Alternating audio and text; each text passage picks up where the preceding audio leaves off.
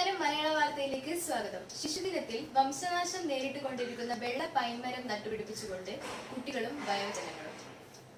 പശ്ചിമഘട്ടത്തിൽ നാശോന്മുഖമായി കൊണ്ടിരിക്കുന്നതും ഏറെ ഔഷധ ഗുണമുള്ളതും നക്ഷത്ര വിഭാഗത്തിൽപ്പെട്ടതും കുന്തിരിക്കം ഉൽപ്പാദിപ്പിക്കുന്നതുമായ വെള്ള പൈൻമരം സംരക്ഷിക്കുന്നതിനായി ശിശുദിനത്തിൽ കുട്ടികളും വയോജനങ്ങളും ചേർന്ന് പിണറായി വെസ്റ്റ് ക്ഷേത്ര പരിസരത്ത് മരങ്ങൾ നട്ടുപിടിപ്പിച്ചു.